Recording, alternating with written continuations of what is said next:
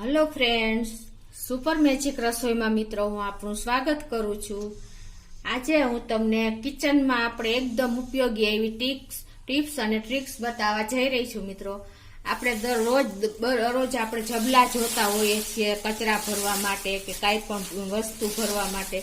तो मित्रों आपणे आ रीते एने डूचो वाળી અને આપણે આવી રીતે જબલામાં ભરી દેતા હોય છે અને આપણને એકદમ લેવું હોય તો બહુ એક કાઢવા જાય તો બધાય નીકળી જાય છે। તમને ખ્યાલ હોય છે આવી રીતે કાઢવા જાય તો બધું ઢગલા થઈ જાય છે।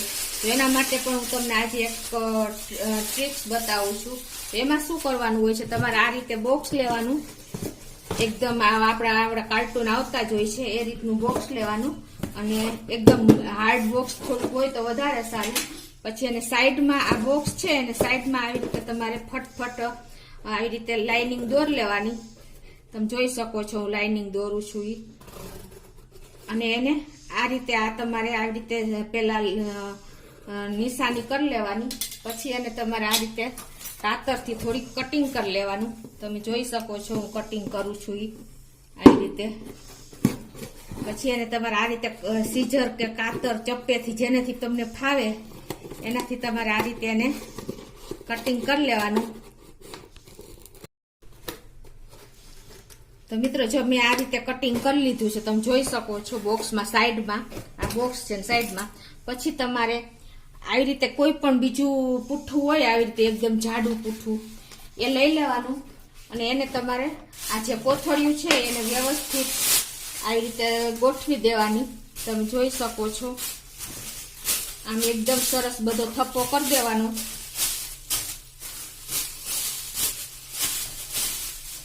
આ રીતે જો મેં બધી કોથળીનો થપ્પો કરી લીધો, તમારે જેટલી ગોઠવવી હોય એટલી। પછી એને તમારે આ રીતે આ પૂઠું હોય છે ને મિત્રો, એને તમારે આ રીતે પૂઠામાં જો આવી રીતે સેટ કરી દેવાની। તમે જોઈ શકો છો હું કેવી રીતે સેટ કરું છું। વચ્ચે પૂઠું રાખવાનું અને ફરતી તમારે આ બે ગોઠવી દેવાની આમ આવી રીતે, તમે જોઈ શકો છો આમ। પછી ઈ પૂઠું પાછું તમારે આ બોક્સ ને ફીટો ફીટ રહેવું જોઈએ એવી રીતે ગોઠવવાનું છે। તમે જોઈ શકો છો આવી રીતે એકદમ ફિટ રહે ને એવી રીતે આ બોક્સમાં બેગમાં પેક કરવાનું છે। તમે જોઈ શકો છો ખાલી આમ મૂકી જ દેવાનું છે। તમારે જે લેવલે આવે ને આ જે આપણે કટિંગ કર્યું છે એ લેવલે આવવું જોઈએ ટૂંકમાં આવી રીતે તમારે મૂકી દેવાનું છે। તમે જોઈ શકો છો। હવે આને ઉપર આપણે સેલો ટેપ કે સ્ટીકર લગાવી દેવાનું એટલે તમારે ઈઝી પડે, બોક્સ ખુલે પણ નહીં।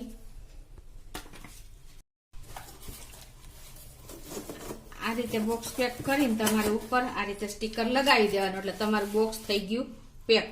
હવે તમારે જ્યારે પણ જબલા જોતા હોય ને મિત્રો ત્યારે આ રીતે તમારે જબલું ખેંચી લેવાનું। મિત્રો તમે જોઈ શકો છો આ એક જબલું નીકળ્યું, પાછું તમારે જોતું હોય તો આ બીજું જબલું નીકળ્યું, આ ત્રીજું જબલું નીકળ્યું, આ ચોથું જબલું નીકળ્યું, આ પાંચમું જબલું નીકળ્યું। આ રીતે ઈઝીલી તમે એક એક જબલા કાઢી શકો છો મિત્રો। તો આ મેથડ તમને એકદમ ઉપયોગી થશે, દરરોજ તમારે ઘરમાં કચરા જેવું નહીં લાગે। તો તમને આ ચોક્કસ ટ્રાય કરજો મિત્રો। હું તમને એકદમ દરરોજ આપણે ઉપયોગી થાય એવી ટિપ્સ બતાવવા જઈ રહી છું। તમને મારો વિડીયો ગમે તો લાઈક કરજો, શેર કરજો અને સબસ્ક્રાઇબ કરવાનું ભૂલતા નહીં મિત્રો। આપણે મરચા દરરોજ આપણે ઉપયોગ લેવાતો જ હોય છે, પણ આપણે સમારતા હોય ને ત્યારે આપણે ડર હોય છે કે આપણા હાથ તીખા થઈ જશે, બળશે। તો એના માટે પણ હું તમને એક ટ્રિક્સ બતાવું છું। આ મરચા હોય ને એને આ રીતે તમારે ડીઠાથી પકડી લેવાના અને આ રીતે તમારે ઉપરથી જ એની સુધારી લેવાના। તમે જોઈ શકો છો કે હું સુધારું છું, આખી પટ્ટી પણ નીકળી શકે છે મિત્રો। તમને બતાવી દઉં, આ રીતે તમે ઉપરથી જ આખું મરચું સુધારી શકો છો અને એના બીન્સ અલગ રહી જશે અને મરચું તમારું આખું સમારાઈ જશે મિત્રો। તમે જોઈ શકો છો આવી રીતે નસું છૂટી પડી જશે, મરચું આખું અલગ થઈ જશે। તમને એ રીતે ગ્રીન કોઈ પણ મરચા તમે આ રીતે સમારી શકો છો, તમારા હાથને ટચ પણ નહીં થાય। તમે જોઈ શકો છો આ રીતે તમારે બીન્સ અલગ થઈ જશે અને મરચા પણ અલગ થઈ જશે। તો પણ આ ટિપ્સ પણ તમને એકદમ દરરોજ ઉપયોગમાં આવશે એવું હું આશા રાખું છું। તો આ રીતે તમે ચોક્કસ ટ્રાય કરજો।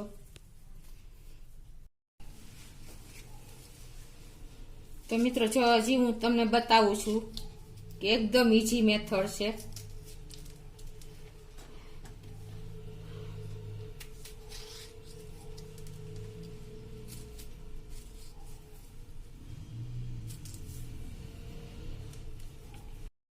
હવે મિત્રો હું ટ્રિક્સ પણ બતાવવા જઈ રહી છું. એમાં શું કરવાનું, આપણે લોટ બાંધી ત્યારે આપણે આખું વાસણ ભરાઈ ગયેલું હોય છે અને એકદમ આપણે બીજી વાર ઉપયોગ કરવો હોય તો ન થઈ શકે.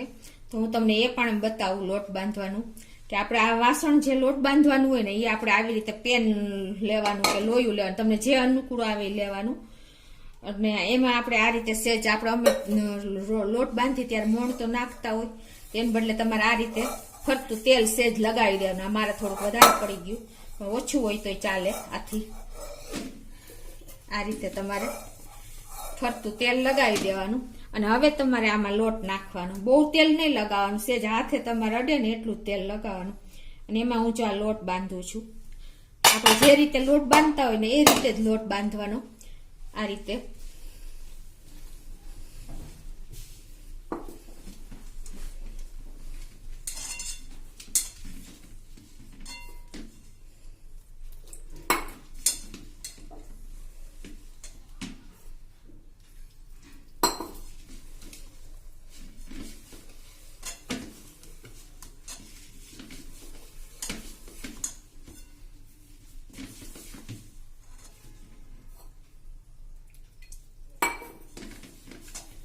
આ રીતે મિત્રો તમારે લોટ બાંધી લેવાનો. તમે જોઈ શકો છો હું બાંધી રહી છું. મેં વિડીયો લાઈવ જ રાખ્યો છે, સ્ટોપ નથી કર્યો મિત્રો.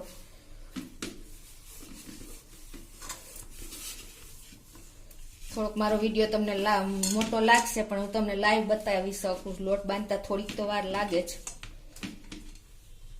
તો મિત્રો જો આ હું લોટ બાંધું છું ને એ આપણા લોયાને ચોટશે જ નહીં. તમે જોઈ શકશો કે આપણું લોયું તમે નવું લ્યો, હજી તો લોટ બાંધવા માટે લીધું હોય ને એવું નીટ એન્ડ ક્લીન રહેશે. તમે જોઈ શકો છો અત્યારે આપણું લોયું કે લોયું બગડશે જ નહીં તમારું. તમે લોટ બાંધીને આ લોયાને પાછો તમે વઘારમાં જો ઉપયોગ કરવો હોય ને તો પણ થઈ શકે, એટલું ચોખ્ખું લોયું રહેશે. જોયું તમે અત્યારે મારું લોયું મિત્રો, તમને ખ્યાલ જ હશે. તેલ વાળું તો સેજ દેખાતું જ હશે કે મેં કાંઈ બીજી આઈડિયા માર્યો જ નથી. તો જો આપણું લોયું ચોખ્ખું છે ને, લોટ બાંધો તો પણ ક્યાંય ચોઈટો નથી કે કાંઈ બગડ્યું નથી. તમે આમાં પાછું તમારે જો શાક કે સંભારો વઘારવો હોય, વઘાર કોઈ પણ કરવો હોય તો કરી શકો છો. એટલે આ પણ તમને એક ઉપયોગી ટિપ્સ થશે કિચનમાં મિત્રો. મિત્રો હું તમને કિચનમાં આપણે રોજ બરોજ વાસણ નવા આપણે લેવાતા હોય ત્યારે સ્ટીકર લગાવેલા જ હોય છે. સ્ટીકરને તમે ઈઝીલી આપણે ઘણી વખત એવું થાય કે આ સ્ટીકર ખુલતું ન હોય અને આપણે જમવા બેસી ત્યારે દરરોજ દેખાતું હોય છે ડીશુમાં કે વાસણમાં. તો એને પણ હું તમને ટ્રીક બતાવું કે આ ગેસ ઓન કરીને પછી તમારે આ રીતે સેજ ગરમ થવા દેવાનું અને પછી આ રીતે તમે જો આને ચમચીથી ઉખેડશો ને મિત્રો એટલે ઈઝીલી તમારું સ્ટીકર ઉખડી જશે. તમે જોઈ શકો છો, સાવ ઈઝી મેથડ છે મિત્રો. તમે જોઈ શકો છો. આમાં પણ હું તમને જરાક બતાવી દઉં.